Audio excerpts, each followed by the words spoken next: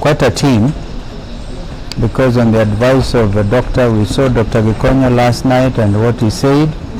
So although we may have wanted to come last night, but we realized that the second deputy president, Honorable Rigathi, needed a lot of time with the doctors.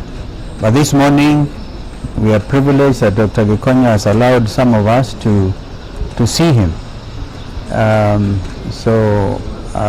I have been able to see him along with Dr. Mheshimiwa Eugene Wamalwa and Senator Nyutu on behalf of the senators who are here. So we thank God that he looks stable, and of course it is upon the doctors to continue concluding the investigations that they were doing. So that is what we can say as of now.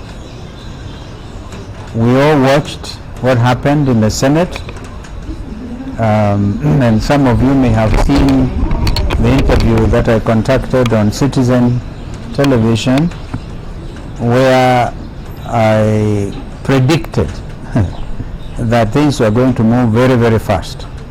The whole thing predetermined. I once was Deputy Speaker of Parliament, and one of the worst mistakes you can make as a legislator is to anticipate debate. The whole National Assembly anticipated the outcome of the deliberations of the Senate. But we want to thank the senators, we want to thank the legal, as has been said,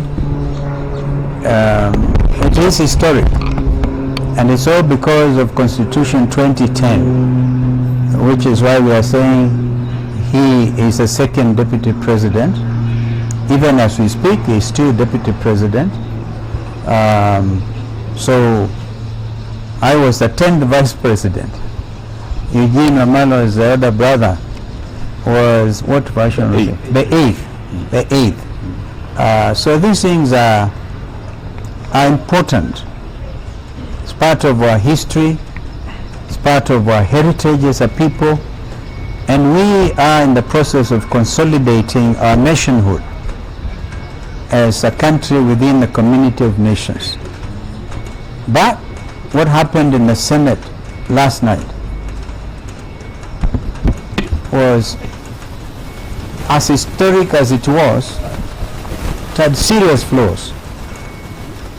And clearly, I think Kenya should expect a protracted legal arguments, because we didn't even discuss this with the Honorable Gachagwa, but we are aware that his teams have already moved to court.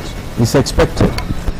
And as senior counsel, I can tell you that you cannot, the law of natural justice demands that no person, man or woman,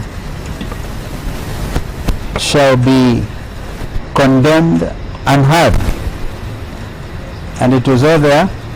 Senior Counsel Paul Muite, leading a very strong team, were able to argue with regard to what the Constitution at Article 145 5B says. Before the vote, before the Senate took the vote, they could only do so after affording an opportunity to Deputy President to defend himself.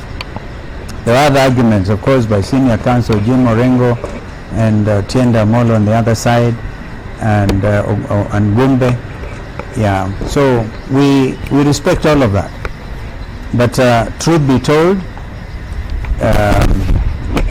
this whole thing smacks of injustice, gross injustice, political manipulation, and all of us know this is a political trial. And therefore, once again, we want to thank the senators who stood firm on both sides. We can't condemn even those who voted for the impeachment. We can't condemn. They did what was their responsibility, regardless of what may have happened in the back rooms or wherever. And then the country continues to learn a lot from this impeachment process. So once again, we wish Mheshimiwa Rigathi Gachagwa very quick recovery, and we thank God that he has spared his life. He is the giver of life, and by his stripes, we believe that Gachagwa will be healed. Kama kuna kitu mwenzangu angeongeza, anaweza kuongeza, and one senator maybe, the ones who are on the kwa Kiswahili ndio nikusema, basi nikusema kwamba tumemwona napata fursa ya